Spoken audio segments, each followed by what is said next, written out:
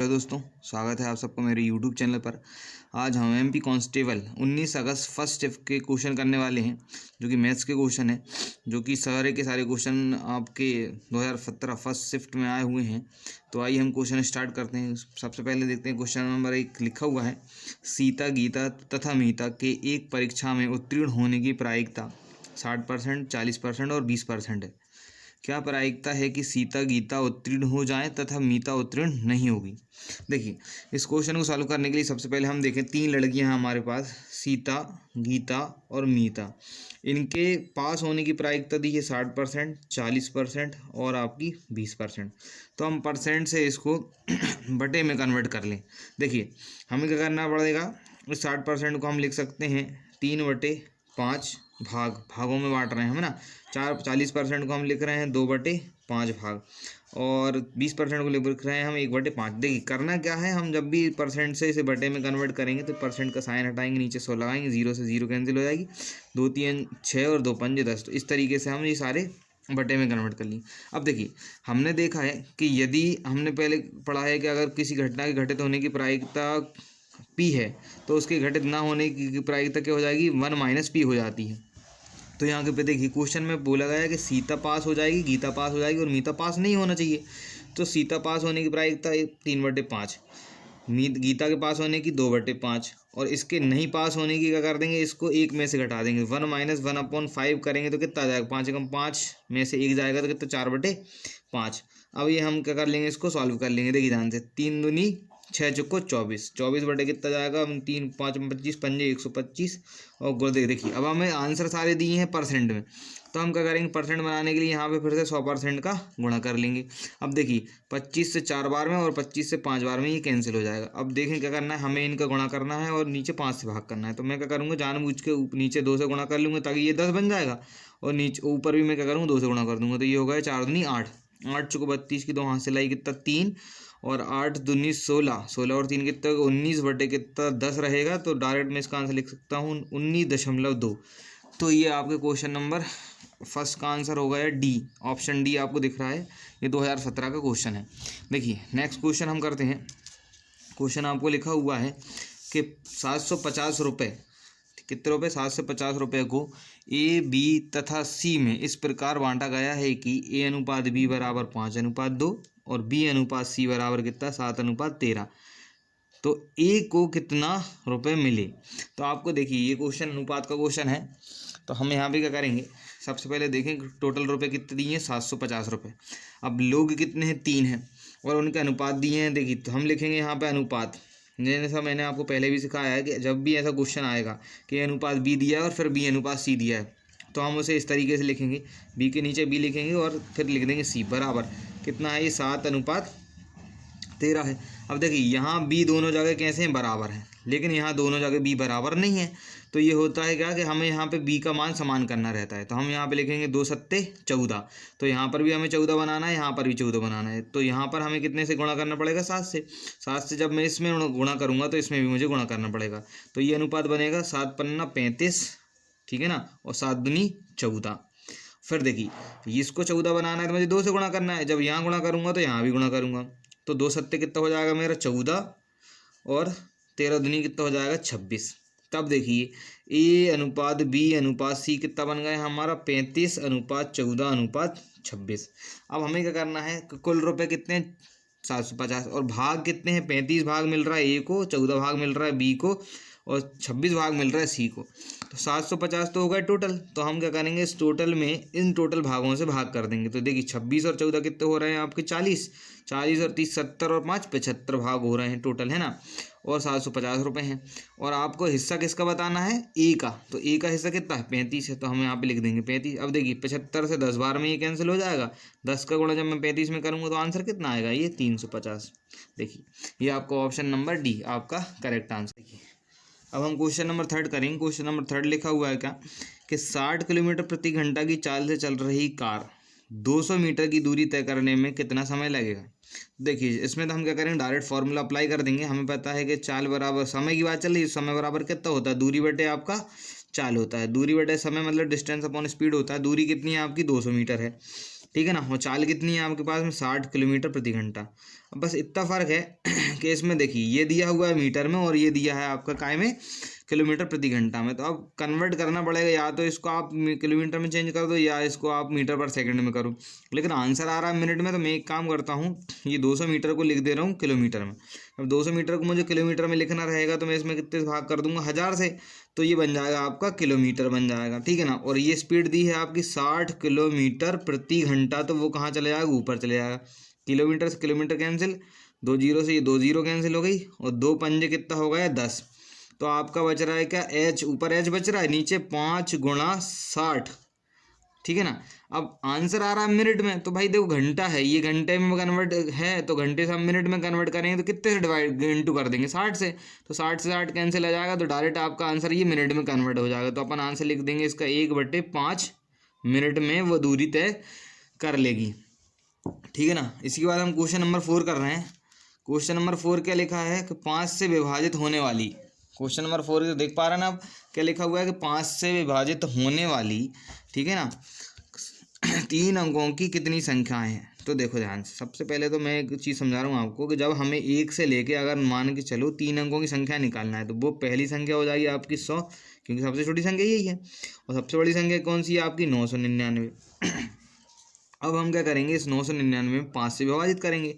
तो देखिए 5 एकम 5, 4 बचा, 5 नम 45, फिर 4 बचा, और 5 नम 45, मतलब 199 संख्याएं हो जाएंगी जो काय से विभाजित हो रही हैं, 5 से विभाजित हो रही हैं। मगर ये संख्याएं जो निकल के आई हैं ना 199, ये कहाँ से आई हैं, ये आई हैं पूरी 1 से लेके 999 तक, और हमें कहाँ से निकालनी थी, 100 से लेके 99 तक। तो अब हम एक काम करते हैं कि हम देखते हैं कि 99 तक कितनी संख्याएं हैं, देखिए, और इसमें 2 अंकों वाली संख्याएं भी शामिल हो गई हैं, क्योंकि 1 से लेकर 999 तक तो 2 अंकों की संख्याएं भी होंगी ना, और 2 अंकों की संख्याएं कहाँ तक होती हैं, 99 तक होती हैं। तो हम ये वाली संख्या घटा देंगे जो 2 अंकों की हैं। तो 5 एकम 5 बचा 4, और 5 नम 45, मतलब 19 संख्याएँ ऐसी हैं जो 2 अंकों की आ गई हैं इसमें। तो ये जब हम घटाएंगे तो आपका आंसर कितना आएगा, 9 में से 9 गए 0, 9 में से 1 गए तो 8, और 1, तो ये 180 क्या रहेगा आपका करेक्ट आंसर रहेगा, जो कि ऑप्शन नंबर क्या है आपका बी है। ठीक, अब हम क्वेश्चन नंबर 5 करेंगे। क्या लिखा हुआ क्वेश्चन में, पिता पुत्र की वर्तमान आयु का अनुपात 9:4 है। भाई पापा और बेटे की आयु का अनुपात कितना दिया है, 9:4 दिया है। 5 साल बाद उनकी आयु का योग 75 होगा। पिता की वर्तमान आयु ज्ञात करना है। देखो भाई क्या बोला उनने कि 5 साल बाद 75 होगा योग, पापा और बेटे की आयु का योग, पिता और पितर की आयु का योग 75 होगा 5 साल बाद। अब वर्तमान की बात करें तो वर्तमान में तो 5-5 साल छोटे हो जाएंगे ना, तो दोनों का वर्तमान आयु का योग कितना हो जाएगा, 65। भाई पापा और बेटा दोनों क्या 5-5 साल बड़े हो जाते तो 75 होते। अब वर्तमान में आ गए हैं तो कितने साल के हो गए हैं, वो 65 साल के हो गए हैं। तो देखिए वर्तमान आयु का योग कितना 65 वर्ष है, और वर्तमान आयु का अनुपात कितना है, 9:4 है। मतलब 9 होंगे पापा और 4 हो जाएगा कितना बेटा, तो अनुपात ये भाग हो गए, तो टोटल भाग कितने हो गए, 13 भाग हो गए। 13 भाग बराबर कितना हो जाएगा आपका 65 वर्ष। तो हम एक भाग का मान निकालें तो एक भाग बराबर कितना हो जाएगा, 65 बटे कितना हो जाएगा 13। और हमें आयु को उनकी याद करना, भाई पिता की याद करना है ना, तो पिता कितने भाग में है, 9 भाग में, इसलिए 9 को गुणा कर देंगे। 13 पंजे कितना हो जाएगा 65, और 5 नम 45, तो ये 45 क्या हो जाएगा इस क्वेश्चन का करेक्ट आंसर। मतलब जो पिता की आयु है वो कितना वर्ष हो जाएगी, 45 वर्ष हो जाएगी। अब क्वेश्चन नंबर देखिए ध्यान से, क्वेश्चन नंबर 6 कर रहे हैं हम। क्वेश्चन 6 में लिखा हुआ है कि आपका 2 व्यक्तियों की आयु का अंतर, ये भी आयु से संबंधित क्वेश्चन है आपका, ध्यान से देखिएगा। क्या लिखा हुआ है कि 2 व्यक्तियों की आयु का अंतर 2 वर्ष तथा उनकी आयु का योग कितना 144 है, 44 के वर्गमूल के बराबर है। तो 2 व्यक्तियों की आयु का अंतर कितना है, 2 है। तो देखिए 2 व्यक्ति, एक होगा x और एक होगा y, उनकी आयु का अंतर कितना है, 2 वर्ष, ठीक है ना। अब क्या बोला है, और तथा उनकी आयु के योग 144 के वर्गमूल के बराबर है। तो और उनकी आयु का योग, दोनों का आयु का योग 144 का वर्गमूल कितना होता है, 12 वर्ष के बराबर है। तो हम क्या करेंगे, प्रतिस्थापन लगा देंगे यहाँ से। 2x इक्वल टू कितना हो जाएगा 14, 2x बराबर 14 हो जाएगा ना भाई, y से y कैंसिल, 2 और 12 कितना 14, तो x का मान कितना आ गया 7 वर्ष। तो एक व्यक्ति 7 वर्ष का हो जाएगा, और हमें पता है कि दोनों के आयु का योग कितना दिए है यहाँ पर 12 है। तो 12 में से जब 7 घटाएंगे दूसरे वाले व्यक्ति की आयु कितनी हो जाएगी, 5 वर्ष हो जाएगी। और हमें पूछा है तो दोनों में बड़े की आयु का ज्ञात करना है। तो बड़ा देखिए 5 और 7 में क्या बड़ा होता है भाई, आपको पता है ना 7 वर्ष बड़ा होता है। तो आंसर कितना हो जाएगा, करेक्ट आंसर आ जाएगा आपका 7 वर्ष इस क्वेश्चन का आंसर। अब देखिए क्वेश्चन नंबर 6 कर रहे हैं हम। क्वेश्चन नंबर 6 में लिखा हुआ है कि स्थिर जल में एक नाव की चाल 10 किलोमीटर प्रति घंटा है। देखिए स्टिल वाटर मतलब थमा हुआ पानी में नाव की चाल 10 किलोमीटर प्रति घंटा है तथा धारा की चाल 5 किलोमीटर प्रति घंटा है। तो धारा के साथ 5 किलोमीटर की दूरी तय करने में कितना समय लगेगा। देखिए भाई क्या लिखा हुआ है कि नाव की जो चाल है वो कितनी है, 10 किलोमीटर प्रति घंटा है, और धारा की जो चाल है वो कितनी है, 5 किलोमीटर प्रति घंटा है। जब भी क्वेश्चन आता है कि नाव भी धारा की दिशा में चल रही है तो नाव की चाल और धारा की चाल जो क्या होती है वो प्लस हो जाती है। तो अभी चाल क्या हो रही है, साथ में जाना है हमें ना धारा के, तो 10 और 5 15 किलोमीटर प्रति घंटा आपकी क्या हो जाएगी, चाल हो जाएगी। अब 15 किलोमीटर प्रति घंटा चाल है और हमें दूरी कितनी तय करना है, 5 किलोमीटर। तो डायरेक्ट हम क्या चल लगा देंगे, समय का सूत्र लगा देंगे। समय क्या होता है, दूरी बटे चाल। दूरी कितनी है 5 किलोमीटर और चाल कितनी है आपकी 15 किलोमीटर प्रति घंटा। तो किलोमीटर से किलोमीटर कैंसिल, ये घंटा कहाँ पहुँच जाएगा, ऊपर। 5 तिया 15, तो 1/3 घंटे लगेंगे। पर ऑप्शन में क्या दिया है, मिनट में दिया हुआ है। तो घंटे जब हम मिनट में कन्वर्ट करेंगे तो कितने से गुणा कर देंगे, 60 से। तो 20 तिया 60, तो आपका आंसर आ जाएगा 20 मिनट। तो इस क्वेश्चन का करेक्ट आंसर आ जाएगा ऑप्शन नंबर ए, 20 मिनट में नाव 5 किलोमीटर की दूरी तय कर लेगी। देखिए अब हम क्वेश्चन नंबर 8 करेंगे। क्वेश्चन नंबर 8 लिखा हुआ है, ए तथा बी किसी कार्य को 30 दिन में पूरा कर सकते हैं। 20 दिन काम करने के बाद बी काम छोड़कर चला जाता है तथा शेष काम ए 20 दिन में पूरा करता है। तो बी अकेला उस कार्य को कितने दिन में करेगा। देखिए ऐसे क्वेश्चन करने के लिए सबसे पहले तो हम देखें ए और बी काम चालू कर रहे हैं और 30 दिन में काम ख़त्म कर रहे हैं। कितने दिन में काम पूरा कर रहे हैं, 30 दिन में। मान लें हम कि माना काम कितना है, टोटल काम कितना है, 30 कार्य है, ठीक है ना। और अब हमें पता चला कि 20 दिन बाद कौन गया, बी गया। भाई 20 दिन बाद बी गया है, लेकिन 20 दिन तक तो ए और बी ने साथ काम किया है ना। तो 20 दिन में कितना काम किया होगा उनने, देखें 30 दिन में जब वो 30 काम कर रहे थे तो 20 दिन में कितना काम किया होगा, 20 कार्य किया होगा उनने। अब 20 कार्य किया है 20 दिन में, तो कितना काम बचा होगा, 10 कार्य बचा है। और 10 कार्य किसके लिए छोड़ा है, 10 दिन, ठीक है ना। इनने 20 दिन में कौन ने करा है, ए ने काम करा है, देखो बोला है ना। तथा शेष काम ए ने 20 दिन में पूरा करता है। तो ए ने 20 दिन में कितने काम करे, शेष काम बचे, हमें पता कर लिया कि शेष काम कितने थे, 10 कार्य थे। मतलब 10 काम कितने दिन में हुए हैं आपके, 20 दिन में हुए हैं। अगर पूरे 30 काम अगर ए से करवाना होता तो वो कितने दिन में करता, तो 30 कार्य वो करता कितने दिन में, आपके 60 दिन में करता, क्योंकि एक 10 कार्य कितने 20 दिन में कर रहा है। तो हमें पता चल गया ए और बी काम कर रहे हैं 30 दिन में और ए अकेला कर रहा है वही कार्य 60 दिन में। तब हम इनका एलसीएम लेंगे तो हमें मिल जाएंगे कुल कार्य, वो कितने हो जाएंगे, 60 कार्य हो जाएंगे कुल कार्य। और ए और बी 30 दिन में कुल कार्य कर रहे हैं तो एक दिन में कितना काम कर रहे होंगे, 2 कार्य कर रहे होंगे। और ए अकेला 60 दिन में 60 काम कर रहा है, मतलब एक दिन में 1 काम कर रहा होगा। तो हम क्या करेंगे, हमें पता करना है बी अकेला एक दिन में कितना काम करेगा। तो हम इन दोनों के काम में से ए का काम माइनस कर देंगे, तो हमारे पास कितना जाएगा, 2 - 1 = 1। मतलब बी अकेला एक दिन में कितना काम करेगा, 1 काम करेगा। एक दिन में 1 काम करेगा तो काम कितने हैं भाई, टोटल काम 60 है ना। तो 60 दिन में 60 काम कितने दिन में करेगा, 60 दिन में करेगा। तो आंसर आएगा आपका ऑप्शन नंबर बी, 60 दिन में 60 काम करेगा।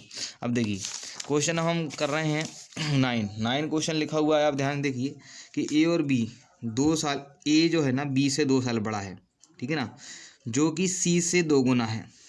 यदि तीनों की कुल आयु का योग 27 वर्ष है तो ए की आयु याद करना है। कौन, ए बी से 2 गुना बड़ा है, जो मतलब कौन, बी सी से 2 गुना है। तो देखिए 3 लोग हैं आपके A B C. A B से 2 साल बड़ा है जो कि सी से 2 गुना है, मतलब बी जो है ना सी से 2 गुना है। अगर सी को मैं एक्स मान लूँगा तो बी कितना हो जाएगा, 2x हो जाएगा। और फिर ए क्या है, ए बी से 2 साल बड़ा है, तो 2 साल बड़ा है तो हम 2x + 2 कर देंगे। और उसके बाद में क्या वो लगाया है कि यदि तीनों की आयु का योग जो है वह 27 वर्ष, मतलब इन तीनों को अगर मैं जोड़ूँ तो कितना आना चाहिए, 27 वर्ष आना चाहिए। तो देखो 2x 2x x कितना हो गया, 5x, और ये 2 प्लस का उस तरह हो जाएगा तो माइनस का हो जाएगा। तो 27 में से जब 2 जाएंगे कितना बचेगा, 25। तो x बराबर कितना आ जाएगा, 5। x का मान आ गया। हमें क्या चाहिए, ए की आयु कितनी है, 2x + 2, मतलब कितनी आएगी, 5 दूनी 10 और 2 12 वर्ष क्या हो जाएगी, इस ए की आयु आ जाएगी। तो ये करेक्ट आंसर हो जाएगा ऑप्शन नंबर ए।